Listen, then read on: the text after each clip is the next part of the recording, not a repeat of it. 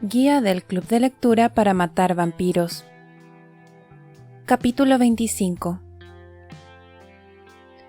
¿Y qué te dijo?, preguntó Carter. Dejó de aplastar las camisetas y calcetines de vestir en su maleta colocada al borde de la cama. El director dijo que Blue tendrá que asistir al colegio el sábado durante los próximos 2 meses, contestó Patricia, y que tendría que hacer 12 horas de voluntariado en un refugio de animales antes de finalizar el año. Eso es casi 1 hora a la semana hasta alcanzar esa fecha, observó Carter. Además de ir los sábados al colegio, ¿quién va a llevarle a todo eso? Su maleta se deslizó del borde de la cama y cayó al suelo con estrépito.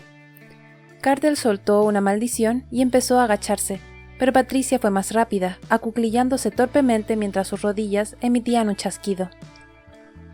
Su marido siempre se ponía frenético antes de marcharse de viaje, pero ahora necesitaba calmarlo si quería que le ayudara con Blue. Levantó la maleta y volvió a ponerla sobre la cama. «Slick y yo nos turnaremos para llevar a los chicos», anunció Patricia volviendo a doblar toda la ropa interior desparramada. Carter negó con la cabeza. «No quiero que Blue esté cerca del chico de los Paley», declaró. «Para ser sincero, tampoco quiero que tú estés cerca de Slick. Es un abocazas». «Eso no sería práctico», razonó Patricia. «Ninguna de nosotras tiene tiempo para llevarlos y traerlos por separado cada sábado». «Las dos son amas de casa», dijo. «¿Qué otra cosa tienen que hacer en todo el día?» Sintió cómo sus músculos se tensaban, pero no dijo nada. Podría encontrar el tiempo si aquello era tan importante para él. Entonces sus músculos volvieron a relajarse, aunque lo que más le preocupaba eran sus comentarios sobre Slick. Aplastó la última camiseta interior doblada en lo alto de la pila de la maleta de Carter. «Necesitamos hablar con Blue», dijo. Carter soltó un profundo suspiro. «Acabamos de una vez con esto», propuso. Patricia llamó a la puerta de Blue, con Carter justo detrás de ella. No hubo respuesta. Golpeó de nuevo con los nudillos y afinó el oído por si oía algo parecido a un sí o a un ajá, o incluso algún raro qué. Entonces Carter extendió el brazo por encima de su hombro y aporreó con fuerza, girando el picaporte de la puerta y abriéndola mientras aún estaba llamando. «¿Blue?», dijo entrando por detrás de Patricia. «Tu madre y yo queremos hablar contigo». Blue levantó la cabeza de su escritorio como si lo hubiesen pillado en medio de algo. El verano pasado, cuando se marchó al campamento, había renovado todo su dormitorio, cambiando los muebles por unos de madera clara escandinava, que ocupaban todas las paredes, con armarios rodeando la ventana, un escritorio incorporado dentro de la librería y la cama al lado de esta. Blue lo había decorado con carteles de películas de terror, recortados del periódico. «Caníbal feroz», «Zombies», «Me bebo tu sangre». El ventilador del techo hacía que los carteles vibraran y aletearan como mariposas clavadas con alfileres. Los libros formaban pilas en el suelo, la mayoría de ellos de temática nazi, pero también había alguno con títulos como El manual del anarquista, en lo alto de uno de los montones, o el libro de Patricia de Un extraño a mi lado, que ella había buscado por todas partes. Sobre su cama descansaba un ejemplar de la biblioteca Experimentos humanos de los nazis y sus resultados, y en el alféizar estaban los restos mutilados de sus muñecos de Star Wars. Patricia recordó habérselos comprado muchos años atrás, cuando se inventaba aventuras y jugaba con ellos por toda la casa y en el coche. Esas imágenes aún permanecían en el fondo de su memoria. Ahora, había utilizado su navaja de explorador para convertir sus caras en unos bultos rosas multiformes. Había derretido sus manos con la pistola de encolar y quemado los cuerpos con cerillas. Y todo era culpa suya. Blue fue quien la encontró presa de convulsiones en el suelo de la cocina, quien llamó a emergencias, quien tendría que vivir con ese recuerdo durante el resto de su vida. Patricia se dijo que en cualquier caso ya era demasiado mayor para jugar con esos muñecos de acción. Esa era la forma en que se divertían los adolescentes. «¿Qué es lo que quieres?», inquirió Blue, y su voz graznó literalmente al final. Patricia fue consciente de que le estaba cambiando la voz y sintió un leve pellizco de pena en el corazón. «Verás», empezó a explicar Carter, buscando algún sitio donde sentarse. Últimamente no había entrado demasiado en la habitación de Blue como para saber que eso era misión imposible, y se acomodó en el borde de la cama. «Me gustaría que me contaras lo que ha sucedido hoy en el colegio». Blue resopló, recostándose sobre el respaldo de la silla de su escritorio. «Vale», contestó. «No ha sido gran cosa». Blue, intervino Patricia, eso no es cierto. Has maltratado a un animal. Déjele que se explique, la cortó Carter. Oh, Dios mío, replicó Blue, poniendo los ojos en blanco. ¿Es eso lo que van a decir? ¿Que soy un maltratador de animales? Pues enciérrenme. Ten cuidado conmigo, Ragtag. Esto último iba dirigido al perro, que dormía sobre un revoltillo de revistas junto a su cama. Vamos a calmarnos un poco, sugirió Carter. Blue, ¿tú qué crees que ha sucedido? Fue solo una broma estúpida, contestó Blue. Tiger trajo un aerosol y dijo que sería gracioso pintar a Rufus, y luego no quiso parar. Eso no es lo que nos contaste en la oficina del director, dijo Patricia. Patty, advirtió Carter sin apartar los ojos de Blue. Ella comprendió que le estaba presionando y guardó silencio, confiando en que no fuese demasiado tarde. Ya le había presionado antes y la cosa acabó con Blue sufriendo una crisis en el vuelo a Filadelfia, y con Corey tirando al suelo el escurreplatos y rompiendo una vajilla, y con Carter masajeándose el puente de la nariz y con ella tomándose aquellas pastillas. Siempre que presionaba, las cosas se ponían peor, pero ya era demasiado tarde. ¿Por qué siempre se ponen del lado de los demás y nunca del mío?, protestó Blue echándose hacia adelante en la silla. Todo el mundo necesita calmarse, comentó Carter. Rufus es un perro, dijo Blue. La gente muere cada día. La gente aborta pequeños fetos. 6 millones de personas murieron en el Holocausto, y a nadie le importa. Es solo un perro estúpido. Se le quitará en cuanto lo laven. Todo el mundo necesita tomarse un respiro, indicó Carter, elevando las palmas de las manos en un gesto de calma hacia Blue. La semana que viene tú y yo nos sentaremos y rellenaremos un cuestionario llamado escala de Conners. Es solo para determinar si te cuesta más prestar atención que a otras personas. ¿Y eso qué importa?, preguntó Blue. Si es así, explicó Carter, entonces te daremos algo llamado Ritalin. Estoy seguro de que muchos de tus amigos lo toman. No notarás nada, es solo como ponerle gafas a un cerebro. No quiero gafas en mi cerebro, gritó Blue. No pienso hacer ese test. Ragtag levantó la cabeza. Patricia quiso poner fin a aquello. Carter no había hablado con ella de nada de eso. Esa era la clase de decisión que tenían que tomar juntos. Por eso tú eres el niño y yo el adulto, explicó Carter. Yo sé lo que necesitas mejor que tú. No, no lo sabes, volvió a gritar Blue. Creo que deberíamos darnos todos unos minutos, sugirió Carter. Volveremos a hablar después de la cena. Guió a Patricia fuera de la habitación, agarrándola por el codo. Esta volvió la vista hacia Blue, encorvado sobre su escritorio, con los hombros temblando, y sintió unos deseos terribles de abrazarle. Pero Carter le sacó al pasillo y cerró la puerta tras ellos. «Nunca va», empezó a protestar Carter. «¿Por qué está gritando?», preguntó Corey, saltando prácticamente sobre ellos desde la puerta de su habitación. «¿Qué es lo que ha hecho?». «Eso no te incumbe», dijo Carter. «Solo pensaba que tal vez quisieras oír la opinión de alguien que a veces le mira», contestó Corey. «Cuando queramos tu opinión la pediremos», repuso Carter. «Genial», espetó Corey, cerrando de un portazo la puerta de su dormitorio, que vibró en el marco. Desde el otro lado les llegó su voz amortiguada. «Lo que sea».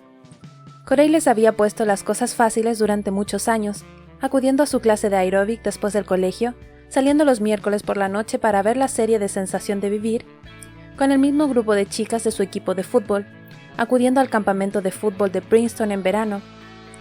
Pero ese otoño había comenzado a pasar cada vez más tiempo en su habitación con la puerta cerrada, había dejado de salir y ver a sus amigas. Su humor pasaba de ser casi comatoso a tener ataques explosivos, y Patricia no sabía qué era lo que se lo provocaba. Carter le había dicho que veía esas cosas constantemente en su consulta. Era su último año de instituto, se acercaban las pruebas de acceso a la universidad. Tenía que mandar solicitudes a las facultades. Patricia no debería preocuparse, Patricia no entendía. Patricia tendría que leer algunos artículos sobre el estrés universitario que él podía pasarle si tanto le inquietaba la situación. Tras la puerta de Corey, la música subió de volumen. «Tengo que terminar de limpiar la cocina», dijo Patricia. «No pienso asumir la culpa por el modo en que se está comportando Blue», dijo Carter, siguiendo a Patricia por las escaleras. «No tiene ningún autocontrol. Se supone que deberías enseñarle cómo gestionar sus emociones». La siguió hasta el estudio. Patricia no veía el momento de encender la aspiradora para que el ruido del motor ahogara las voces de todos y éstas desaparecieran. No quería pensar en cómo estaba comportándose Blue, porque sabía que era culpa suya. El comportamiento de su hijo había cambiado desde el día en que se la encontró tendida en el suelo de la cocina. Carter la siguió hasta la cocina. Desde allí todavía podía oír la música de Corey a través del techo, un sonido amortiguado de armónicas y guitarras. Él nunca se había comportado así, dijo Carter. Quizá no estés cerca de él lo suficiente, sugirió Patricia. Si sabías que las cosas estaban tan mal, ¿por qué no me dijiste nada antes?, inquirió.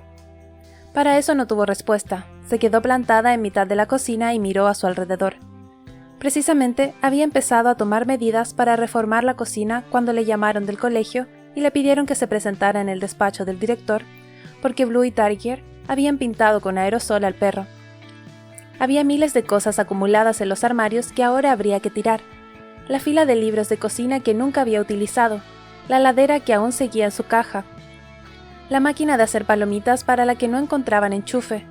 Soltó las gomas que cerraban los tiradores del armario, donde se guardaba la comida del perro, y miró en el interior. Había una caja de zapatos llena de mapas de cartera de estaciones de servicio en un rincón. ¿Realmente necesitaba todo eso? No puedes seguir enterrando la cabeza en la arena, Patty, dijo Carter. Tendría que limpiar el cajón de los trastos. Tiró de él. ¿Qué eran todos esos aparatos y piezas? Deseó echarlas a la basura, pero ¿y si alguno de ellos era una parte importante de algo más caro? ¿Me estás escuchando?, preguntó Carter. ¿Qué estás haciendo? Estoy limpiando los armarios de la cocina, contestó. Este no es el momento, dijo Carter. Tenemos que descubrir qué está pasando con nuestro hijo. Me voy, anunció Blue. Los dos se dieron la vuelta. Blue estaba en el umbral del estudio con la mochila a la espalda, pero no la mochila del colegio, sino otra, la que tenía la correa rota que guardaba en su armario. Ya ha oscurecido, indicó Carter. No vas a ir a ninguna parte. ¿Y cómo vas a impedirlo?, preguntó Blue. Vamos a cenar dentro de 1 hora, anunció Patricia. Ya me ocupo yo de esto, Patty, advirtió Carter. Blue, sube a tu habitación hasta que tu madre te llame para cenar. ¿Acaso van a poner un candado en la puerta de mi dormitorio?, preguntó Blue. Porque si no es así me marcho. Ya no quiero seguir en esta casa, lo único que quieres es darme un puñado de pastillas y convertirme en un zombie. Carter suspiró y dio un paso adelante para acercarse y explicar mejor las cosas. Nadie te quiere convertir en un zombie, aseguró. No pueden impedir que haga lo que quiera, espetó Blue. Si sales por esa puerta llamaré a la policía y denunciaré que te has escapado, amenazó Carter. Te traerán a casa esposado y tendrás una ficha policial. ¿Es eso lo que quieres? Blue lanzó una mirada furiosa a los dos. Dan asco, gritó, y salió como una exhalación de la cocina. Lo oyeron correr escaleras arriba y cerrar de un portazo su habitación. Corey subió todavía más el volumen de la música. No me había dado cuenta de que las cosas estuvieran tan mal, comentó Carter. Voy a cambiar mi vuelo para regresar un día antes. Está claro que tenemos que enfrentarnos al problema. Continuó hablando mientras Patricia se ponía a organizar los viejos libros de la cocina. Le estaba explicando las opciones del Ritalin, el tiempo que tardaba en hacer efecto, las dosis, su recubrimiento, cuando Blue regresó a la cocina manteniendo las manos a su espalda. «Si salgo de casa, ¿llamarás a la policía?», preguntó. «No quiero hacerlo, Blue», contestó Carter. «Pero no me dejas elección». «Pues buena suerte con tu llamada a la policía sin los cables del teléfono», declaró. Y mostró las manos y, por un momento, Patricia pensó que sostenía un montón de espaguetis, pero entonces comprendió que lo que tenía eran los cables del teléfono. Antes de que su mente registrara esa visión, él salió a toda prisa de la cocina y ella y Carter corrieron tras él, llegando hasta la puerta de la entrada justo cuando ésta se cerraba de golpe. Para cuando salieron al porche, Blue había desaparecido en las tinieblas del anochecer. «Traeré una linterna», dijo Patricia dándose la vuelta para entrar en la casa. «No», rechazó Carter. «Ya volverá cuando tenga frío y hambre». «¿Y qué pasa si llega hasta el Boulevard Coleman y alguien se ofrece a subirla en su coche?», preguntó Patricia. «Patty», dijo Carter, «admiro tu imaginación, pero eso no va a suceder. Blue estará dando vueltas por Old Village y volverá a casa dentro de 1 hora. Ni siquiera se ha llevado una chaqueta». «Pero», protestó, «yo me dedico a esto, ¿recuerdas?», dijo. «Voy a la ferretería a comprar unos cables de teléfono nuevos. Ya verás cómo está de vuelta antes que yo». Sin embargo, no fue así. Después de cenar, Patricia continuó limpiando los armarios de la cocina, contemplando cómo los números del reloj del microondas avanzaban lentamente desde las 7:45 hasta las 7:30, y luego hasta las 8:01. Carter dijo: «Creo sinceramente que tendríamos que hacer algo. La disciplina exige disciplina», contestó él. Ella llevó los cubos de basura delante del porche y tiró la máquina de palomitas y la heladera, y descolgó el acuario de agua salada y lo llevó al cuarto de la colada para que se secara. Finalmente, el reloj del microondas marcó las 10 en punto de la noche. No diré nada hasta las 10:15, se prometió Patricia, metiendo los viejos libros de cocina en bolsas de plásticos del supermercado. Carter dijo a las 10:11. Voy a coger el coche y dar una vuelta. Él suspiró, bajando el periódico a su regazo. Patty empezó a protestar, y entonces el teléfono sonó. Carter llegó hasta él antes que Patricia. Sí, dijo, y ella vio cómo sus hombros se relajaban. Gracias a Dios, por supuesto. Si no te importa... Por supuesto. No mostraba intención de colgar, ni siquiera de contarle lo que estaba sucediendo, así que Patricia corrió hasta el salón para coger la otra extensión. Corey, deja el teléfono, dijo Carter. Soy yo, dijo Patricia. ¿Hola? Hola, Patricia, contestó una voz suave y baja. James, dijo. No quiero que se preocupen, explicó James Harris. Blue está conmigo. Llegó hace un par de horas y hemos estado hablando. Le dije que podía estar tranquilo aquí, pero que tenía que decirles a su madre y a su padre dónde estaba. Supongo que deberían estar tirándose de los pelos. Eso es muy amable de tu parte, dijo Patricia. Ahora mismo me paso por allí. No estoy seguro de que eso sea buena idea, rechazó James Harris. No quiero interferir en su vida familiar, pero me ha pedido pasar la noche aquí. Tengo una habitación de invitados. James Harris y Carter se tomaban unas copas en el bar de la parte de atrás del club de yates una vez a la semana.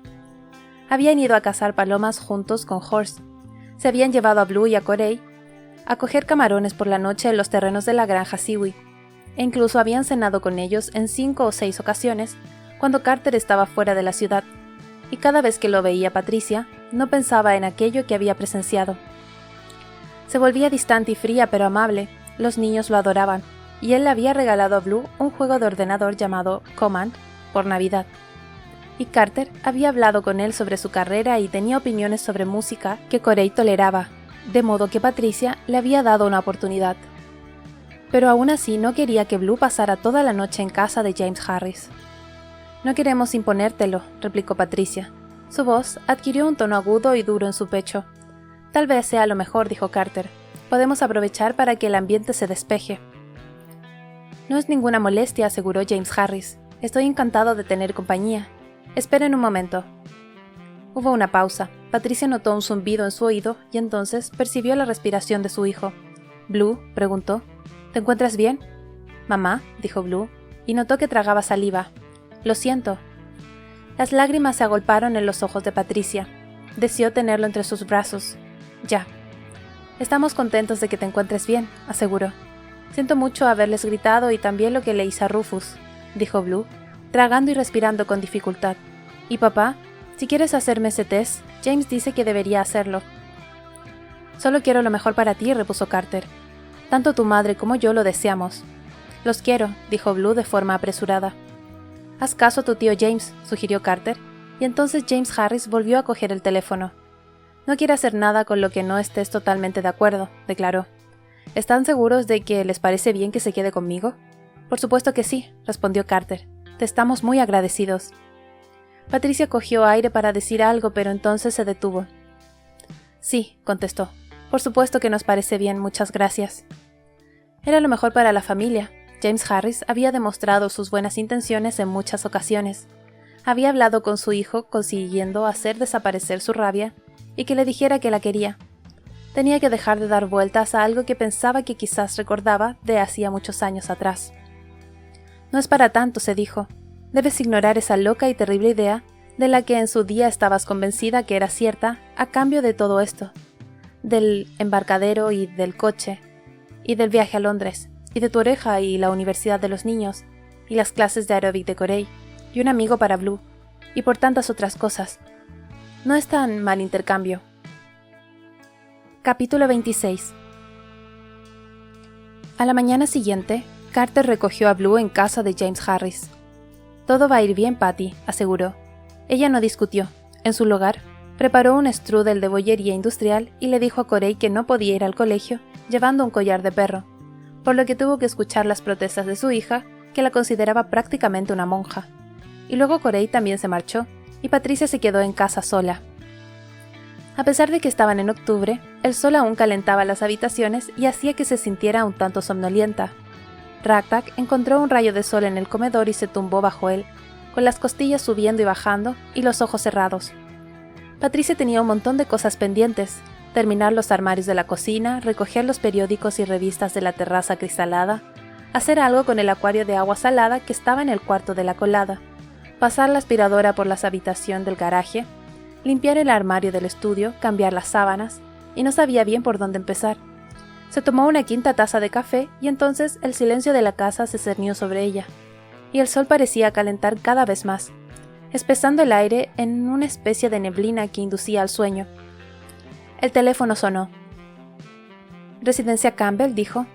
«¿Ha llegado bien Blue al colegio?», preguntó James Harris. Una fina capa de sudor afloró sobre el labio superior de Patricia y se sintió estúpida, como si no supiera qué decir. Inspiró hondo. Carter confiaba en James Harris. Blue confiaba en él. Ella había intentado mantenerlo a distancia durante 3 años. ¿Y qué había conseguido? Él era importante para su hijo, era importante para su familia, tenía que dejar de apartarlo. «Sí», contestó y se obligó a sonreír para que él pudiera notarlo en su voz. «Muchas gracias por ocuparte de él anoche. Estaba bastante disgustado cuando apareció», comentó James Harris, «y ni siquiera estoy seguro de por qué eligió venir aquí». «Me alegra que piense que tiene un lugar donde pueda acudir», se esforzó a contestar. «Prefiero que esté ahí que vagando por las calles. Old Village ya no es el lugar seguro que solía ser». La voz de James Harris adoptó el tono relajado de quien tiene todo el tiempo del mundo para charlar. «Me contó que estaba preocupado porque fueran a la casa de al lado y llamaran a la policía, así que se ocultó en los arbustos de detrás, de la alambrada, durante un tiempo. No sabía si había comido y le calenté uno de esos panes de pizza franceses. Espero que no te importe». «Me parece bien», dijo ella, «muchas gracias». «¿Tienen algún problema en su casa?», preguntó James Harris. El sol que entraba por la ventana de la cocina la hizo entornar los ojos, así que volvió la vista hacia la fresca oscuridad del estudio. «Simplemente se está convirtiendo en un adolescente», declaró. «Patricia», dijo James Harris, y percibió que el tono de su voz se esforzaba en transmitir sinceridad. «Sé que te llevaste una mala impresión de mí cuando me mudé aquí, pero al margen de lo que pienses, créeme cuando te digo que me preocupo por tus hijos, son buenos chicos. Carter trabaja mucho y me inquieta que estés teniendo que llevar esto tú sola». «Bueno, su consulta privada le mantiene muy ocupado», repuso Patricia. «Yo ya le he dicho que tampoco hace falta ganar todos los dólares del mundo», comentó James. «¿De qué sirve trabajar tanto si te pierdes cómo crecen tus hijos?». Ella se sintió desleal por estar hablando de Carter a su espalda, aunque por otro lado resultaba todo un alivio. «Estás sometido a mucha presión», declaró. «Tú eres quien te has echado toda la presión encima», corrigió James. «Criar a 2 adolescentes prácticamente sola es demasiado». «Está siendo muy difícil para Blue», explicó. «Le está costando mucho ir al colegio. Carter cree que sufre déficit de atención». «Su atención es perfecta cuando se trata de la Segunda Guerra Mundial», replicó James Harris. La familiaridad de la discusión sobre Blue con alguien que lo entendía relajó a Patricia. «Pintó a un perro con aerosol», informó. «¿Qué?», se rió James Harris. Después de un momento, ella también se rió. «Pobre perro», dijo, sintiéndose culpable. «Se llama Rufus y es una especie de mascota no oficial del colegio. Blue y el hijo pequeño de Slick Valley lo rociaron con spray plateado, y ahora ambos van a tener que asistir al colegio todos los sábados durante el resto del año». Solo decirlo en voz alta sonaba absurdo. Se imaginó que aquello se convertiría en una divertida historia familiar el año siguiente. «¿Y se pondrá bien el perro?», preguntó James Harris. «Dicen que sí», respondió. «Pero, ¿cómo se puede limpiar esa pintura de un perro?». «Acabo de comprarme un nuevo cargador de CD», comentó James. «Le pediré a Blue que me ayude a montarlo. Y si surge la ocasión le preguntaré qué es lo que sucedió y ya te contaré lo que me dice». «¿Lo harías?», preguntó Patricia. «Te estaría muy agradecida». «Es agradable poder hablar así de nuevo», observó James. «¿Te gustaría pasar por aquí a tomar un café? Podríamos ponernos al día». Estuvo a punto de decir que sí porque su primer instinto, en cualquier situación, era mostrarse amable. Pero entonces olió algo limpio, fresco y medicinal que por un instante le sacó de su brillante y soleada cocina y de repente retrocedió a 4 años atrás, cuando la puerta de la habitación del garaje estaba abierta y pudo percibir el olor a plástico de los pañales para la incontinencia que utilizaba Miss Mary. Y por un momento se sintió como la mujer que solía ser tantos años atrás, una mujer que no tenía que estar disculpándose constantemente por todo. Y entonces dijo: «No, gracias, tengo que terminar de vaciar los armarios de la cocina». «Otro día entonces», dijo él, y se preguntó si habría notado el cambio de su voz. Colgaron y Patricia miró la puerta cerrada que daba al cuarto del garaje. Olió el producto para limpiar la moqueta que solía utilizar en el cuarto de Miss Mary, y el ambientador con aroma a pino con el que la señora Green solía rociarla después de que Miss Mary tuviera algún episodio de incontinencia. Casi esperaba que en cualquier segundo la puerta se abriera y la señora Green apareciera en los escalones con sus pantalones y bata blancos y un amasijo de sábanas arrugadas en los brazos. Se obligó a levantarse y caminar hacia la puerta, mientras el olor de la habitación de Miss Mary se iba haciendo más intenso con cada paso. Descolgó la llave del gancho junto a la puerta y vio cómo su mano flotaba al final de su brazo e insertaba la llave en la cerradura. La giró y la puerta se abrió del todo, y el cuarto del garaje apareció vacío. No olió nada más salvo el aire fresco y el polvo. Patricia cerró la puerta de nuevo y decidió retirar todos los periódicos del cuarto de la terraza, y luego terminar con los armarios de la cocina. Cruzó por el comedor, donde Ragtag yacía tendido, dándose un baño de sol y moviendo una oreja cuando ella pasó. En la terraza acristalada, la luz rebotaba sobre los periódicos y las revistas de papel cuché, deslumbrándola. Recogió los periódicos que Carter había dejado sobre la otomana y caminó de vuelta a la cocina atravesando el comedor. Al entrar en el estudio, una voz tras la puerta del comedor dijo: «Patricia». Se giró en redondo. Allí no había nadie, y entonces, a través de una ranura entre el marco y la puerta del comedor, vio un ojo azul coronado por el cabello gris que la miraba, y luego nada, salvo la pared amarilla detrás de la puerta. Patricia se quedó allí inmóvil un momento, con la piel erizada y los hombros estremeciéndose. Sintió un músculo palpitar en una de sus mejillas. Allí no había nada. Había sufrido una especie de alucinación olfativa que le hizo creer que había escuchado la voz de Miss Mary. Eso era todo. Ragtag se sentó con los ojos clavados en la puerta abierta del comedor. Patricia metió los periódicos en la basura y se obligó a cruzar el comedor hasta la terraza cerrada. Recogió los ejemplares de Red Book, del Lady Home Journal y del Time, y tras una ligera vacilación, regresó al estudio por el comedor. Cuando pasó ante la puerta abierta de este, Miss Mary susurró desde atrás: «Patricia». La respiración se le atoró en la garganta. Los nudillos aferraron con fuerza las revistas. No podía moverse. Sintió los ojos de Miss Mary clavados en la nuca. Sintió la presencia de Miss Mary de pie tras la puerta del comedor, mirando desquiciada a través de la ranura, y luego le llegó un torrente de susurros. «Va a venir a por los niños. Se ha apoderado del niño. Se ha apoderado de mi nieto. Ha venido a por mi nieto. Ese caminante nocturno, Hoy Pickens, succiona a los niños pequeños. Succiona la dulce grasa de los niños pequeños con sus piernecitas regordetas. Se ha atrincherado como una garrapata. Se ha atrincherado como una garrapata y está absorbiendo todo lo tuyo, Patricia. Ha venido a por mi nieto. Despierta, Patricia. Despierta. El caminante nocturno está en tu casa. Está con mi nieto. Despierta, Patricia. Patricia, despierta. Despierta. Despierta». Palabras muertas, un lunático río de sílabas susurradas entre unos labios fríos. «Miss Mary», dijo Patricia, pero sentía la lengua pesada y sus palabras apenas fueron un murmullo. «El caminante nocturno es hijo del demonio, y se va a llevar a mi nieto. Despierta, despierta, despierta. Acude a Úrsula. Ella tiene mi fotografía. Está en su casa. Acude a Úrsula». «No puedo», dijo Patricia, y esta vez reunió las suficientes fuerzas como para que su voz reverberara en las paredes del estudio. Los susurros cesaron. Patricia se volvió, pero la ranura en la puerta estaba vacía. Dio un respingo al escuchar unas uñas que arañaban algo, pero solo era Ragtag poniéndose en pie y trotando fuera de la habitación. Patricia no creía en fantasmas, siempre había considerado la magia casera de Miss Mary como algo que podría interesar a algún sociólogo de una universidad local. Cuando las mujeres que conocía decían que su abuela se les aparecía en sueños, para indicarles dónde encontrar su anillo de bodas perdido, o que el primo Eddie acababa de morir, ella se enfurecía. No era real. Pero esto era real, más real que nada de lo que hubiese experimentado durante los últimos 3 años. Miss Mary había estado en esa habitación, de pie detrás de la puerta del comedor, y le había susurrado una advertencia sobre que James Harris quería apropiarse de sus hijos. ¿Qué quería Blue? Los fantasmas no eran reales, pero esto era real. Por un instante le preocupó sentirse de nuevo confusa. Su juicio era como una fina capa de hielo, y dudaba si confiar en él. Pero esto había sido real. No haría daño a nadie si se aseguraba. Después de todo, era solo una ama de casa. ¿Qué otra cosa tenía que hacer? «Despierta, Patricia». «¿Cómo?» «Despierta, Patricia».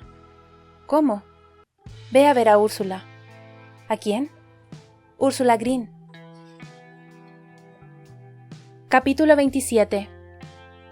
Patricia no imaginaba que las palmas de sus manos pudieran sudar tanto, pero dejó marcas de humedad por todo el volante mientras conducía carretera arriba por Rifle Range hacia 6 Mile. Le había enviado una felicitación de Navidad a la señora Green, y ambas habían mantenido contacto telefónico.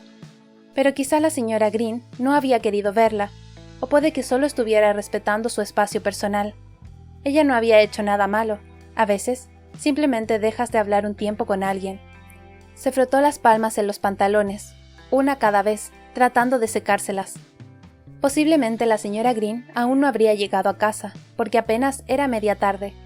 Lo más probable era que estuviera en el trabajo. «Si su coche no está en la acera, daré la vuelta y regresaré a casa», se dijo Patricia, y sintió una enorme oleada de alivio por haber tomado esa decisión. La carretera de Rifle Range había cambiado. Los árboles que la flanqueaban habían sido podados, y ahora mostraban sus copas desnudas. Un nuevo y brillante desvío de asfalto negro continuaba más allá de un letrero verde y blanco de madera contrachapada que mostraba el dibujo de una nueva urbanización entre árboles con la frase «Cayo Gracioso, finalización prevista para 1999, Inmobiliaria Paley». Justo detrás, los crudos y amarillos esqueletos de Cayo Gracioso se erguían entre los pocos árboles que quedaban. Patricia dobló por la carretera estatal y comenzó a recorrer el tortuoso camino hasta 6 Mile. Las casas se veían deshabitadas, a algunas les faltaba la puerta, y la mayoría tenían carteles de «Se vende» en el jardín delantero. Ningún niño jugaba en el exterior. Encontró la calle Grill Flame y circuló despacio hasta emerger en 6 Mile. Gran parte de la barriada no había sobrevivido. Una alambrada rodeaba la zona trasera de la iglesia metodista de Monte Sion, y algo más adelante se extendía una enorme explanada llena de brillantes excavadoras amarillas para trasladar la tierra y otros escombros de la construcción. Las canchas de baloncesto habían sido roturadas. El bosque que las rodeaba había mermado hasta apenas quedar algún árbol ocasional, y todas las caravanas de la zona donde se asentaba la de Wanda Taylor habían desaparecido. Solo quedaban 7 casas en ese lado de la iglesia. El Toyota de la señora Green estaba en la acera. Patricia aparcó y abrió la puerta de su coche, e inmediatamente sus oídos fueron asaltados por el agudo chirrido de las radiales de la obra de Cayo Gracioso, el retumbar de los camiones y el ensordecedor estrépito de ladrillos y excavadoras. El caos de la construcción la aturdió durante un momento, y fue incapaz de pensar. Pero luego se recompuso y llamó al timbre de la casa de la señora Green. Nada sucedió, y comprendió que probablemente la señora Green no podía oírla por encima del ruido. Así que golpeteó en la ventana. No había nadie en casa, quizá su coche estaba averiado y alguien la había llevado al trabajo. Un profundo alivio inundó a Patricia, que se dio la vuelta y caminó de regreso a su Volvo. El ruido de las obras era tan atronador que en un primer momento no lo oyó, pero sí la segunda vez. «Señora Campbell». Se volvió y vio a la señora Green plantada ante la puerta de su casa, el cabello envuelto en un pañuelo y vestida con una camiseta rosa extra grande y un mono de trabajo. El estómago de Patricia pareció vaciarse y llenarse de espuma. «Pensé», dijo Patricia, y entonces comprendió que sus palabras se perdían con el ruido de la construcción. Se acercó hasta la señora Green. A medida que se aproximaba, advirtió que su piel tenía un tinte grisáceo. Los ojos estaban somnolientos, y en las raíces de su cabello había caspa. Pensé que no había nadie en casa, gritó por encima del estruendo. Me estaba echando una siesta, respondió la señora Green a gritos. Eso es muy agradable, chilló Patricia. Limpio por las mañanas y por las noches trabajo como reponedora en el Walmart, gritó la señora Green, y luego me marcho directamente al trabajo. ¿Cómo dice?, preguntó Patricia. La señora Green echó un vistazo alrededor, luego miró hacia el interior de su casa y de vuelta a Patricia, y asintió bruscamente. Pase dentro, indicó. Cerró la puerta tras ellas, lo que solo consiguió quitar la mitad del ruido, pero Patricia aún podía percibir el agudo y excitado chirrido de una sierra cortando madera. La casa tenía el aspecto de siempre excepto que las luces de Navidad estaban apagadas. Se la veía vacía y olía a sueño. ¿Cómo están sus hijos?, preguntó la señora Green. Muy adolescentes, contestó Patricia. Ya sabe cómo es eso. ¿Y los suyos? Jess y Aaron aún están viviendo con mi hermana en Irmo, explicó la señora Green. Oh, exclamó Patricia. ¿Y puede verlos a menudo? Soy su madre, replicó la señora Green. Irmo está a 2 horas en coche de aquí. A menudo no es suficiente. Patricia se estremeció cuando se escuchó un enorme estallido en el exterior. ¿No ha pensado en mudarse?, preguntó. La mayoría de la gente ya lo ha hecho, contestó la señora Green, pero yo no pienso dejar mi iglesia. Desde el exterior les llegaron los continuos pitidos de un camión volquete dando marcha atrás. ¿Le interesaría coger más casas?, preguntó Patricia. Me vendría bien un poco de ayuda con la limpieza si está disponible. Ahora trabajo para una empresa de limpieza, informó la señora Green. Eso debe de estar bien, dijo Patricia. La señora Green se encogió de hombros. Son casas grandes, declaró. El sueldo es bueno. Pero antes solía hablar con la gente todo el día. En cambio, aquí no quieren que hables con los dueños. Si tienes alguna pregunta, te dan un teléfono portátil y puedes llamar al gerente, y él se encarga de llamar a los dueños por ti. Pero te pagan puntualmente y te desgravan los impuestos. Patricia respiró hondo. ¿Le importa si me siento?, preguntó. Algo cruzó por el rostro de la señora Green. Quizá desagrado, pensó Patricia. Sin embargo, hizo un gesto señalando el sofá, incapaz de negarle hospitalidad. Patricia se sentó y la señora Green se acomodó en su sillón. Los reposabrazos estaban más gastados que la última vez que Patricia la había visitado. Quise venir a verla antes, empezó Patricia, pero no han dejado de pasar cosas. Farfulló la señora Green. ¿Piensa mucho en Miss Mary?, preguntó Patricia. Vio cómo la señora Green recolocaba sus manos. El dorso estaba cubierto de pequeñas y brillantes cicatrices. Siempre le estaré agradecida de que estuviera con ella aquella noche. Señora Campbell, ¿qué es lo que quiere?, interrumpió la señora Green. Estoy cansada. Lo siento, se disculpó Patricia y decidió que debía marcharse. Posó las manos en el borde del sofá para levantarse. Siento mucho haberla molestado, especialmente cuando estaba descansando antes de ir a trabajar. Y también siento no haber venido antes para verla, pero he estado muy ocupada. Lo siento. Solo quería saludarla. Y he visto a Miss Mary. Un lejano estruendo de tablones al caer al suelo irrumpió a través de los cristales de la ventana. Ninguna de las dos se movió. Señora Campbell, empezó a replicar la señora Green. Me ha dicho que usted tenía una fotografía, dijo Patricia. Ha dicho que era de hace mucho tiempo y que usted la tenía, por eso he venido. Me ha dicho que lo hacía por los niños. Nunca le habría molestado de haberse tratado de otra cosa, pero se trata de mis niños. La señora Green se la quedó mirando furiosa. Patricia se sintió como una chiflada.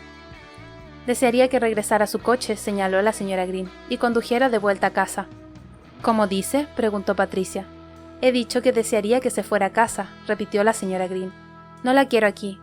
Usted nos abandonó a mí y a mis hijos porque su marido se lo pidió. Eso es, Patricia no supo cómo responder a esa injusta acusación. Eso es muy exagerado. Llevo 3 años sin vivir con mis niños, explicó la señora Green. Jessie vuelve siempre con heridas de sus partidos de fútbol, y su madre no está allí para cuidar de él. Aaron tenía que tocar la trompeta en un concierto y no he podido verlo. A nadie le importamos excepto cuando necesitan que limpiemos su desorden. No lo entiende, dijo Patricia. Estaban nuestros maridos, estaban nuestras familias, lo habría perdido todo, no tuve elección. Ha tenido más elección que yo, replicó la señora Green. Acabé en el hospital. Eso es culpa suya. Patricia soltó un gemido, una mezcla entre risa y llanto, y entonces Se llevó la palma de la mano a la boca. Había arriesgado toda su cordura, toda su comodidad, todo lo que tan cuidadosamente había reconstruido durante los últimos 3 años para llegar hasta allí, y lo único que había encontrado era a alguien que la odiaba. «Siento mucho haber venido», dijo, poniéndose en pie, cegada por las lágrimas, y agarró su bolso y luego no supo en qué dirección salir, porque las piernas de la señora Green bloqueaban su paso hacia la puerta principal. «Solo he venido porque Miss Mary se me apareció tras la puerta del comedor, y me dijo que viniera. Ahora comprendo lo absurdo que eso suena y lo siento. Sé que me odia, pero por favor, no le diga a nadie que he estado aquí. No podría soportar que alguien supiera que he venido y he dicho esas cosas. No sé en qué estaba pensando». La señora Green se levantó y le dio la espalda saliendo de la habitación. Patricia no podía creer que la odiara hasta tal punto que ni siquiera fuera a acompañarla hasta la puerta. Pero por supuesto así era. Tanto ella como todo el club de lectura la habían abandonado. Avanzó dando tumbos hasta la puerta, golpeándose una cadera contra el sillón de la señora Green, y entonces escuchó la voz a su espalda. «Yo no la robé», aseguró la señora Green. Se dio la vuelta y la vio sosteniendo un brillante cuadrado de papel blanco. «Un día la encontré en mi mesita», admitió la señora Green. «Quizá la traje aquí después de que Miss Mary falleciese y olvidé que la tenía, pero cuando la cogí se me puso el pelo de punta. Podía sentir unos ojos mirándome desde detrás. Me di la vuelta y por un momento vi a la pobre anciana de pie detrás de esa puerta de allí». Sus ojos se encontraron en la lúgubre atmósfera del salón, y los ruidos de las obras parecieron quedar muy lejos. Patricia sintió como si se hubiese quitado unas gafas de sol después de haberlas llevado durante largo tiempo. Cogió la fotografía. Estaba vieja y parecía una impresión barata, con los bordes curvados hacia arriba. 2 hombres posaban en el centro. Uno parecía una versión masculina de Miss Mary, solo que más joven. Llevaba un mono de trabajo y sombrero, y tenía las manos en los bolsillos. A su lado estaba James Harris. No era alguien que se pareciera a James Harris, o un antepasado o un pariente. A pesar de que su pelo estaba engominado y rapado por la parte inferior, era James Harris. Vestía un traje chaqueta de 3 piezas y una corbata ancha. «Dele la vuelta», dijo la señora Green. Patricia volteó la fotografía con manos temblorosas. En el dorso, alguien había escrito con pluma: «Wisteria Lane, 162, verano de 1928». 60 años, dijo Patricia. James Harris estaba exactamente igual. «No sé por qué Miss Mary me dio esta foto», explicó la señora Green. «No sé por qué no se la dio a usted directamente, pero ella quería que viniera hasta aquí, y eso debe de significar algo. Si ella aún se preocupa por usted, entonces tal vez yo también pueda tolerarla». Patricia sintió miedo. Miss Mary se les había parecido a ambas. James Harris no envejecía. Ninguna de esas cosas podía ser cierta, pero así era, y eso le aterrorizaba. Los vampiros tampoco envejecían, sacudió la cabeza. No podía volver a pensar de ese modo. Con esa clase de pensamientos corría el riesgo de arruinarlo todo. Quería vivir en el mismo mundo que Kitty Sleek, Carter y Sadie Funch, y no allí lejos, por su cuenta con la señora Green. Volvió a mirar la fotografía. No conseguía dejar de mirarla. «¿Y qué hacemos ahora?», inquirió. La señora Green se acercó a su estantería y sacó una carpeta verde de la parte de arriba. Había sido usada y reutilizada y tenía muchos encabezamientos distintos escritos en ella, y tachados después. La abrió sobre la mesita de café y ella y Patricia volvieron a sentarse. «Quiero que mis niños vuelvan a casa», dijo la señora Green, mostrándole a Patricia lo que había en su interior. «Pero usted sabe lo que él hace». Patricia pasó las hojas de la carpeta, una tras otra, y se quedó helada. «¿Todas son de él?», preguntó. «¿De quién si no?», replicó la señora Green. «Mi empresa limpia su casa 2 veces al mes. Una de las chicas habituales se ha ido. Yo me ofrecí a sustituirla esta semana». El corazón de Patricia pareció detenerse. «¿Por qué?», preguntó. «La señora Cavanagh me regaló una caja con esos libros de crímenes que todas ustedes leían. Dijo que ya no deseaba verlos por su casa nunca más. Lo que quiera que sea el señor Harris no es natural, pero creo que tiene algo en común con esos hombres malvados de sus libros. Siempre se quedan con un recuerdo. Les gusta conservar algo cuando hacen daño a alguien. Solo me lo he cruzado un par de veces, pero puedo asegurar que está muy pagado de sí mismo. Apuesto a que conserva alguna cosa de cada uno de ellos en su casa». para poder sacarlo de vez en cuando y revivir una vez más ese momento. ¿Y qué pasa si nos equivocamos?, dijo Patricia. Yo creí verle hace años haciéndole algo a Destiny Taylor, pero estaba oscuro. ¿Y si me equivoqué? ¿Y si Wanda, la madre, tenía un novio y mintió al respecto? Ambas pensamos que hemos visto a Miss Mary.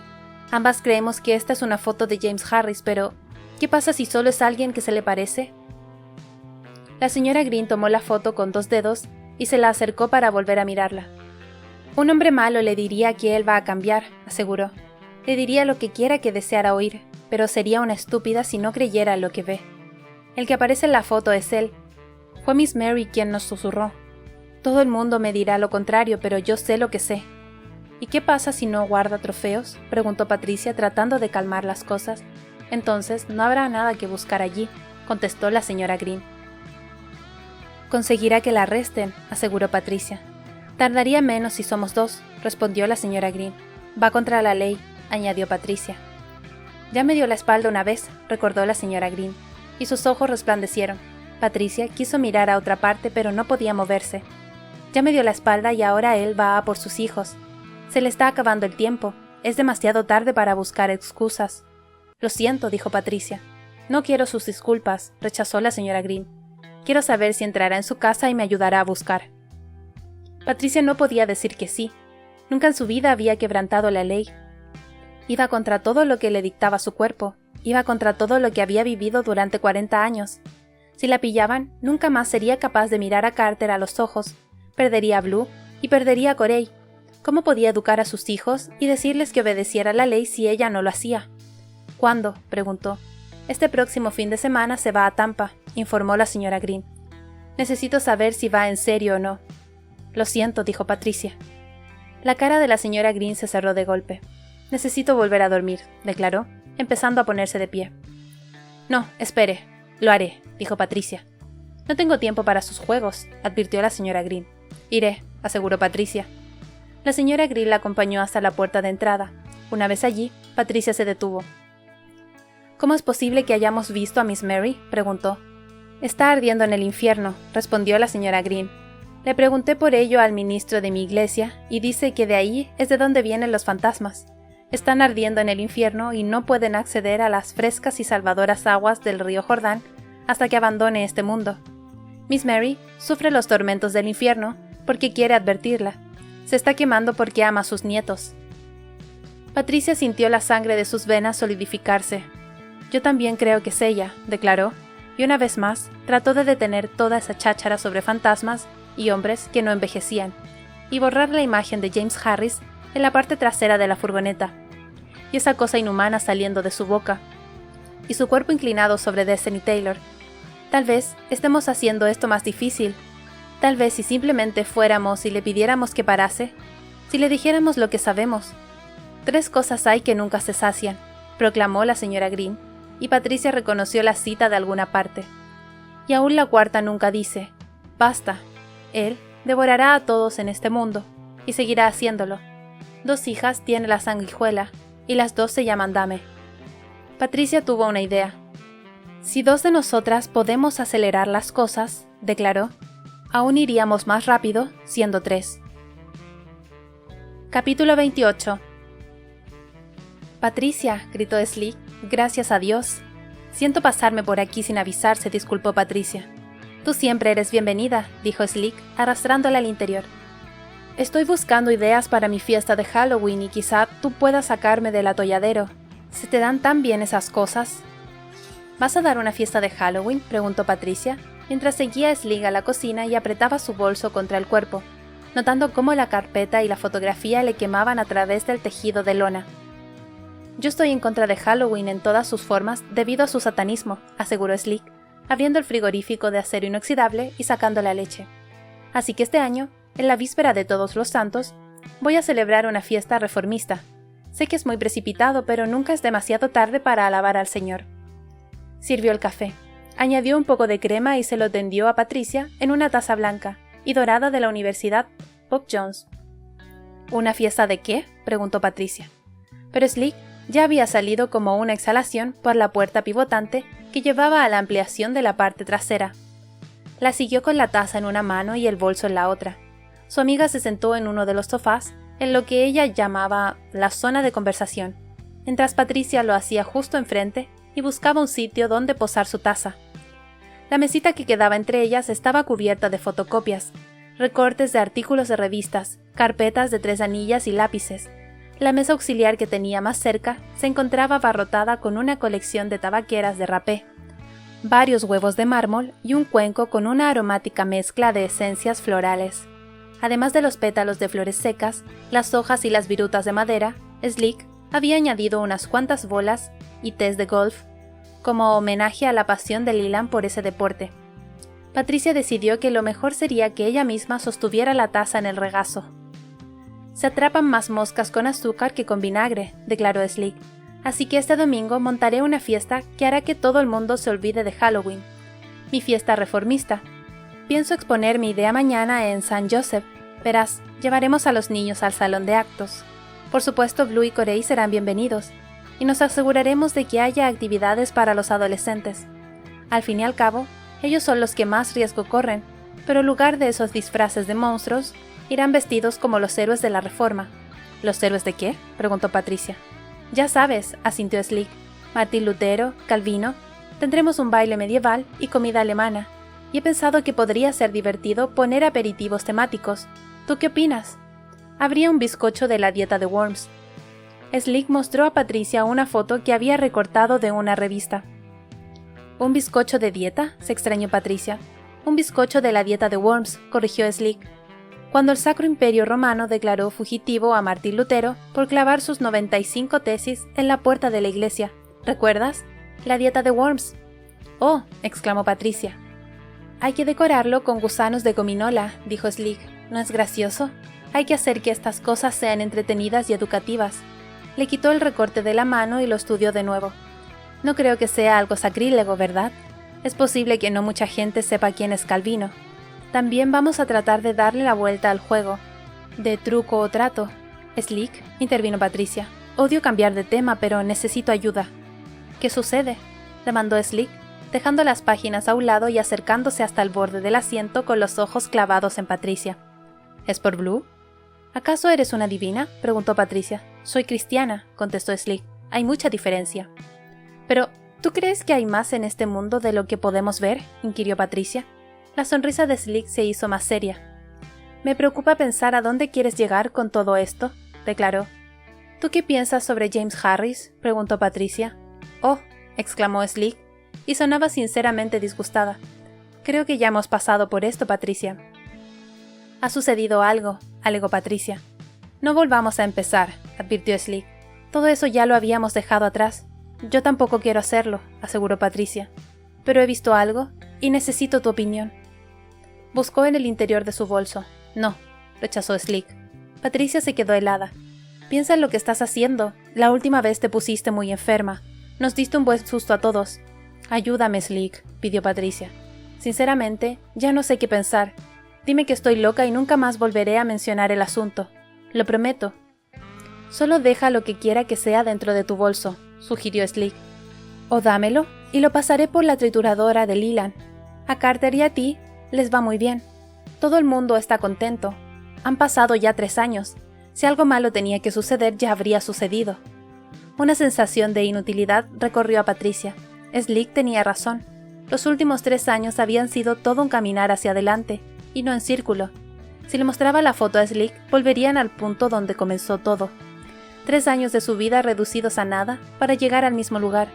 La idea le resultaba tan agotadora que quiso recostarse ahí mismo y echarse una siesta.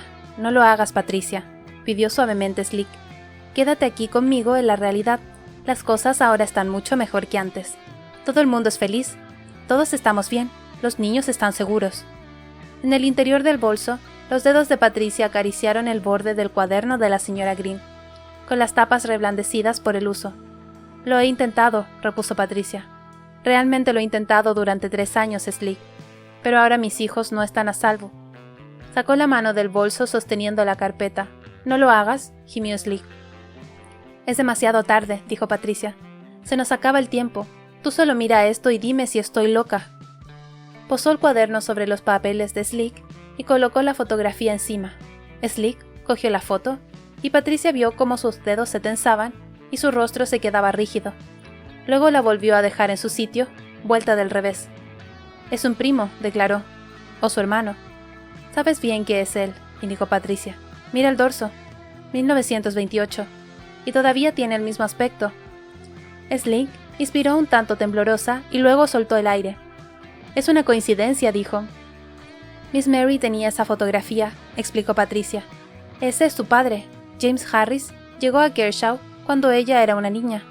Por aquel entonces se hacía llamar Hoy Pickens. Consiguió involucrarlos en un negocio que les hizo ganar mucho dinero, y luego arruinó a toda la ciudad, y se llevó a los niños. Cuando la gente se volvió contra él, le echó la culpa a un hombre negro de la zona al que mataron, y luego desapareció. Supongo que como aquello sucedió hace tanto tiempo, y Kershaw está en el extremo norte más alejado del estado, él nunca imaginó que alguien le reconocería si regresaba». «No, Patricia», rechazó Slick, apretando los labios y sacudiendo la cabeza. «No hagas esto». «La señora Green ha reunido todo este material», indicó abriendo la carpeta verde. «La señora Green tiene una fe muy fuerte», comentó Slick, «pero no tiene la educación que nosotros hemos recibido. Su formación es diferente, su cultura es diferente». Patricia extrajo 4 cartas impresas del ayuntamiento de Mount Pleasant. Encontraron el coche de Francine en el aparcamiento del almacén de bricolaje allá por 1993, informó. ¿Te acuerdas de Francine? Limpiaba para James Harris cuando él se mudó aquí. Yo la vi entrar en su casa y aparentemente nadie más volvió a verla. Encontraron su coche abandonado en el supermercado unos cuantos días después.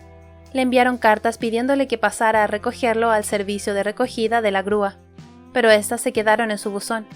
Ahí fue donde la señora Green las encontró. «Robar el correo es un delito federal», dijo Slick.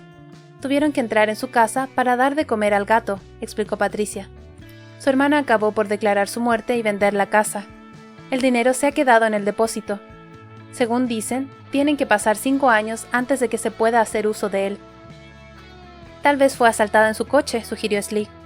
Patricia sacó el fajo con los recortes del periódico y los fue desplegando como si estuviera jugando a las cartas, del mismo modo que había hecho la señora Green. «Estos son los niños. ¿Recuerdas a Orville Reed? Él y su primo Sean murieron justo después de que Francine desapareciera.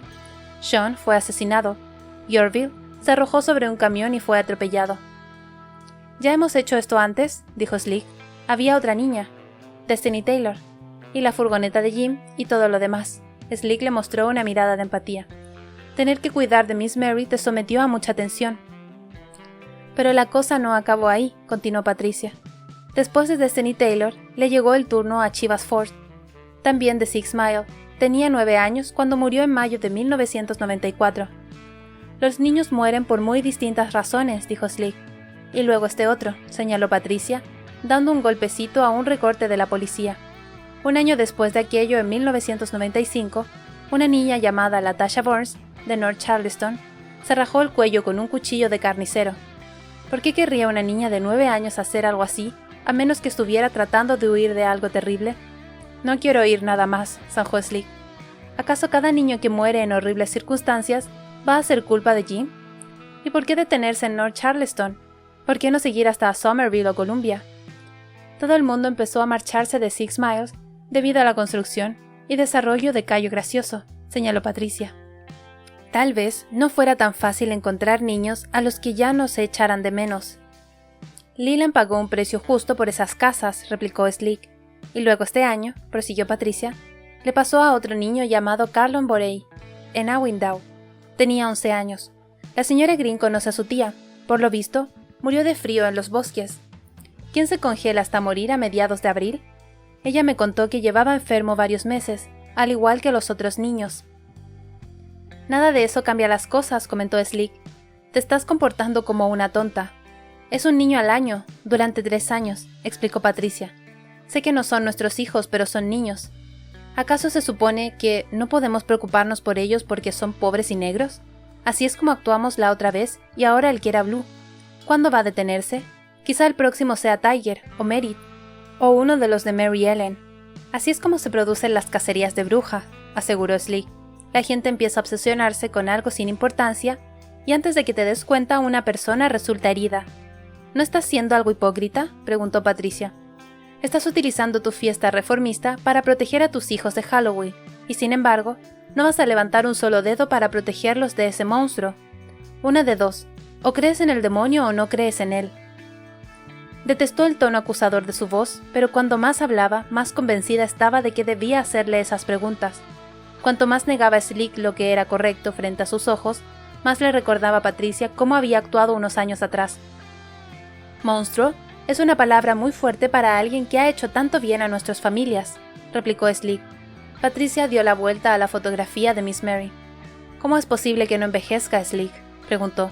«Explícamelo, y dejaré de hacerte preguntas». Slick se mordió el labio. «¿Qué piensas hacer?», dijo. «Los hombres van a estar todos fuera del pueblo este fin de semana», contestó Patricia. «La compañía de limpieza para la que trabaja la señora Green tiene que limpiar la casa de Harris el sábado. La señora Green va a estar ahí y me va a dejar pasar. Mientras ella limpia, yo voy a intentar encontrar algunas respuestas». «No puedes entrar en casa de otra persona», protestó Slick horrorizada. «Si no encontramos nada», dijo Patricia, «entonces dejaré de buscar y todo esto habrá acabado. Ayúdame a terminar con ello. Puede que encontremos algo o no, pero en cualquier caso se habrá terminado». Slick se llevó las yemas de sus dedos a la boca y estudió sus estanterías durante largo tiempo. Entonces volvió a mirar la fotografía y la consideró de nuevo. Finalmente volvió a dejarla en su sitio. «Déjame que rece con ella», dijo. «No se lo diré a los Leland, pero deja que me quede la fotografía y la carpeta y rece con ellas». «Muchas gracias», dijo Patricia. Nunca se le habría pasado por la cabeza no confiar en Slick. Capítulo 29. A las 10:25 de la mañana del jueves, Slick la llamó. «Iré», dijo, «pero solo miraré. No abriré nada que esté cerrado». «Muchas gracias», contestó Patricia. «No me siento bien haciendo esto», añadió Slick. «Yo tampoco», asintió Patricia, y entonces colgó y llamó a la señora Green para darle la buena noticia. «Esto es un error», dijo la señora Green. «Lo haremos más rápido si somos 3, aseguró Patricia. «Tal vez», repuso la señora Green, «pero lo único que digo es que es un error».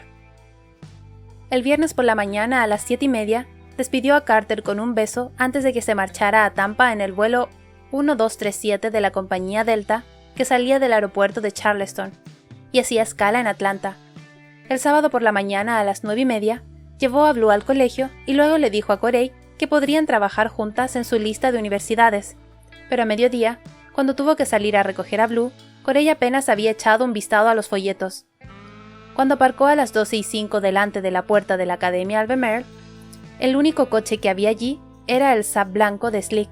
Se apió y dio unos golpecitos en el cristal de la ventanilla del conductor. «Hola, señora Campbell», contestó Greer, bajando la ventanilla.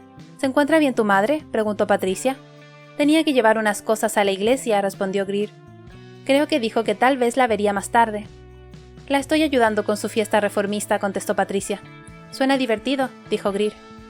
A las 12:40, Blue y ella ya estaban de vuelta en casa. Corey había dejado una nota en la encimera diciendo que se iba al centro a practicar aeróbic, y luego a ver una película con Laurie Gibson. A las 2:15, Patricia llamó a la puerta del dormitorio de Blue. «Voy a salir un rato», dijo. Él no contestó, y ella supuso que lo había oído.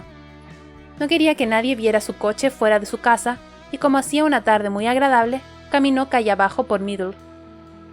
Divisó el coche de la señora Green, aparcado en el sendero de entrada de James Harris, junto a la furgoneta verde y blanca de Limpiezas Greener.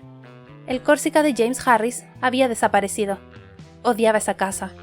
2 años atrás, él había demolido la casita de la señora Savage, dividiendo la parcela en 2 y vendiendo el terreno que lindaba con los Henderson a una dentista venido de algún lugar del norte. Y luego se construyó una vivienda prefabricada que se extendía hasta los 2 linderos de la propiedad. Una enorme mole sureña, coronada por unas piñas de cemento que se erguía sobre pilotes al final del sendero, con la planta baja cercada diseñada como aparcamiento. Era una monstruosidad blanca, con sus distintos tejados de chapa pintados de rojo óxido, y rodeada por un inmenso porche. Solo había estado una vez en el interior, con ocasión de la fiesta de inauguración, el verano pasado, y pudo comprobar que el suelo estaba cubierto de alfombras de pasillo de sisal y había decorado con enormes y pesados muebles de serie, sin la menor personalidad, todo objetos anónimos en tonos beige, crema, blanco y gris. Parecía el cadáver embalsamado y abotargado de una destartalada casa de playa sureña, a la que se le hubiera aplicado una capa de maquillaje y climatización central. Patricia dobló hacia la casa y luego giró de nuevo, trazando un círculo de vuelta hasta llegar a la calle Pitt, justo detrás de la casa de James Harris. Desde ahí podía ver los tejados rojos resplandeciendo, amenazantes por encima de los árboles, al final de una pequeña acequia que discurría entre el límite de dos propiedades, desde ese lado de la manzana al otro. Cuando llovía, la acequia transportaba el agua sobrante de la calle hasta el puerto, pero no había caído una gota en semanas y ahora se había convertido en un fangoso reguero que discurría a lo largo de la calle, y con un pelado sendero que los niños utilizaban para atajar entre las manzanas. Abandonó la acera agrietada por las raíces y recorrió el sendero hasta la casa lo más rápido posible, sintiendo como si unos ojos se clavaran en ella todo el camino. El jardín trasero de James Harris descansaba bajo la enorme sombra de la casa. Era tan gélido como el agua del fondo de un lago. La hierba no recibía suficiente luz y las briznas amarillas crujían bajo sus pies. Subió los peldaños que llevaban al porche trasero y se detuvo, mirando hacia atrás para ver si podía divisar a Slick, pero aún no había llegado. Continuó moviéndose, deseando ponerse fuera de la vista cuanto antes, y llamó a la puerta trasera. En el interior, el rugido de la aspiradora se detuvo y un minuto después, los burletes de la puerta crujieron y ésta se abrió para revelar a la señora Green vestida con un polo verde. «Hola, señora Green», dijo Patricia en voz alta. «He venido a ver si encontraba mis llaves. Creo que me las dejé aquí». «El señor Harris no está en casa», respondió igual de alto la señora Green, lo que le hizo saber que la otra limpiadora que trabajaba con ella estaba cerca. Tal vez debería volver más tarde. «Necesito desesperadamente mis llaves», insistió Patricia. «Estoy segura de que a él no le importará que las busque», asintió la señora Green. Se apartó para dejarle pasar, y Patricia entró. La cocina tenía una enorme isla en el centro, y casi la mitad de la superficie estaba ocupada por una especie de parrilla de acero. Los armarios marrón oscuro se alineaban en las paredes, y tanto el frigorífico como el lavaplatos y el fregadero eran de acero inoxidable. La habitación resultaba fría. Patricia deseó haber traído un jersey. «¿Ha llegado ya Slick?», preguntó Patricia en voz baja. «Todavía no», contestó la señora Green, «pero no podemos esperar». Una mujer con un polo verde igual al de la señora Green apareció en el vestíbulo. Llevaba unos guantes de fregar y una brillante riñonera de cuero. «Laura», dijo la señora Green, «esta es la señora Campbell, que vive un poco más arriba de la calle. Cree que se dejó sus llaves aquí y ha venido a buscarlas». Patricia mostró lo que confiaba fuera una sonrisa amistosa. «Hola, Laura», dijo, encantada de conocerla. «Por favor, no se interrumpa por mí». Laura paseó sus grandes ojos marrones de Patricia a la señora Green y luego de vuelta a Patricia. Extendió el brazo a su cinturón y sacó un teléfono móvil. «No hace falta», se adelantó la señora Green. «Conozco a la señora Campbell, solía limpiar para ella». «Solo será un minuto», intervino Patricia fingiendo examinar las encimeras de granito. «Sé que las llaves deben estar por alguna parte». Con sus enormes ojos marrones, aún clavados en la señora Green, Laura abrió la tapa del móvil y apretó un botón. «No, Laura», gritó Patricia demasiado fuerte. Laura se giró, miró a Patricia y parpadeó una vez sosteniendo el teléfono abierto con su mano enguantada de amarillo. «Laura», dijo Patricia, «necesito encontrar mis llaves. Pueden estar en cualquier parte y quizás me lleve un rato, pero no se meterá en problemas por lo que estoy haciendo, se lo prometo, y le pagaré por los inconvenientes». Se había dejado el bolso en su casa, pero la señora Green le había dicho que trajera dinero por si acaso.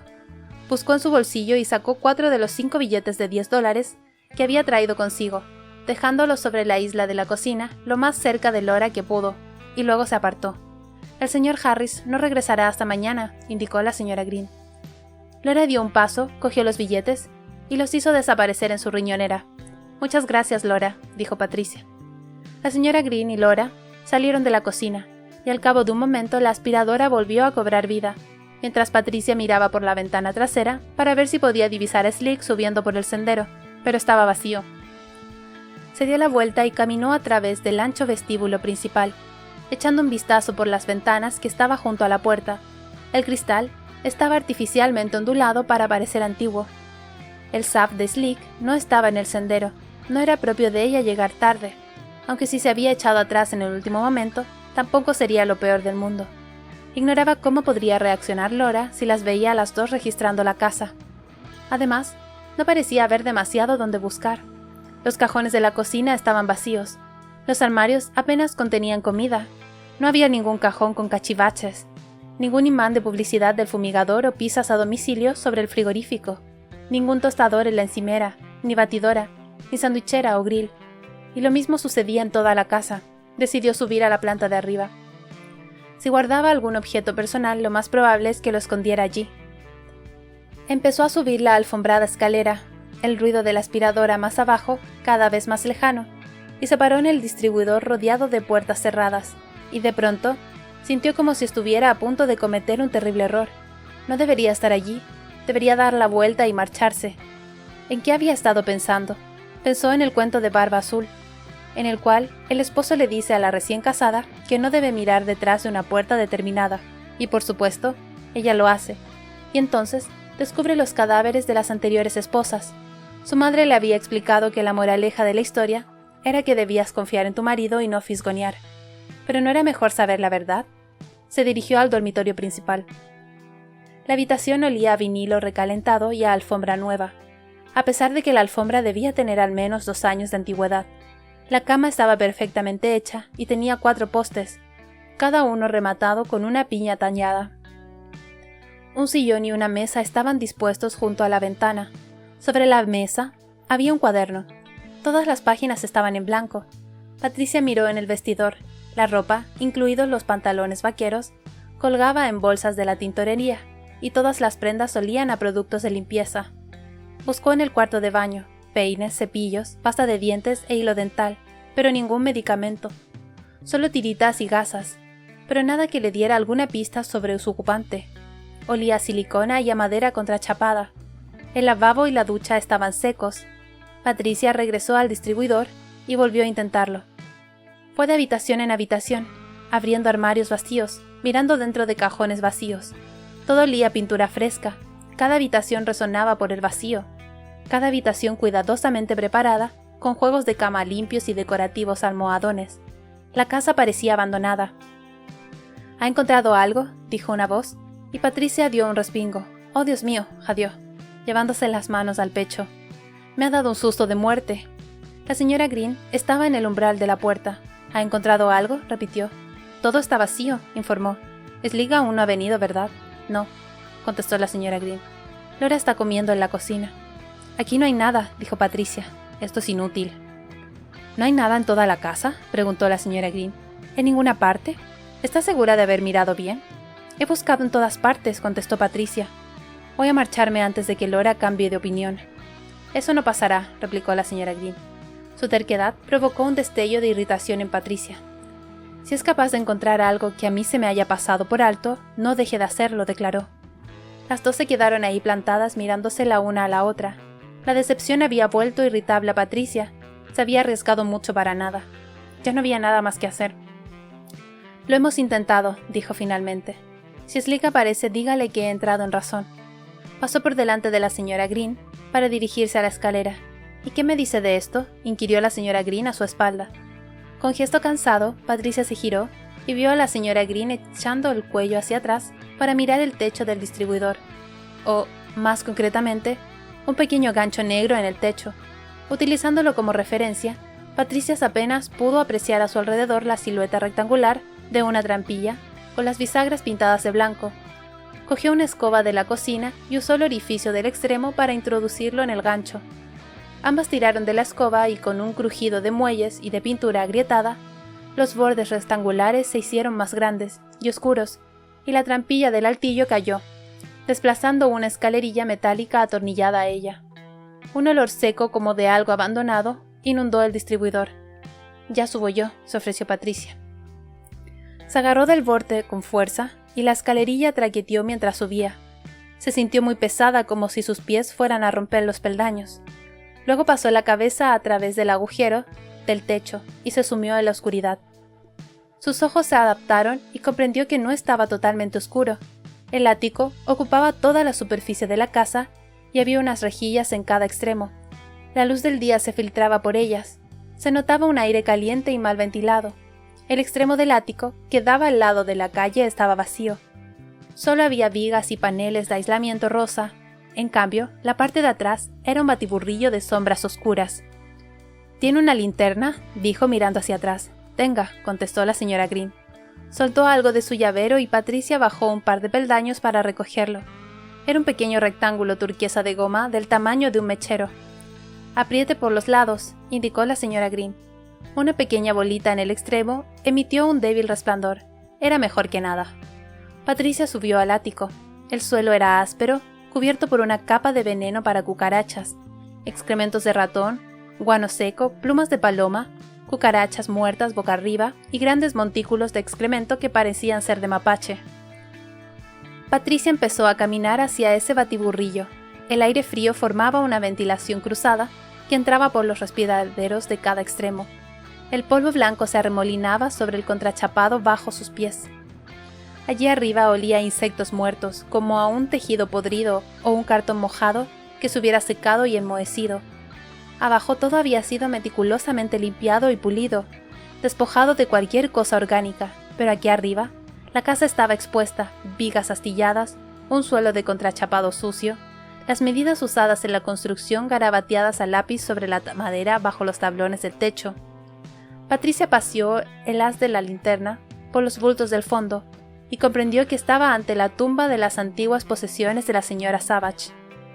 Mantas, edredones y sábanas cubrían todas las cajas, baúles y maletas que en su día vio alineadas en el salón de la anciana, salpicadas de huevos de cucaracha y pegajosas telas de araña que se extendían por todos los espacios abiertos. Las sábanas y mantas sucias estaban rígidas y malolientes. Patricia levantó la pegajosa punta de un edredón amarillo que liberó una nube de virutas de madera podrida.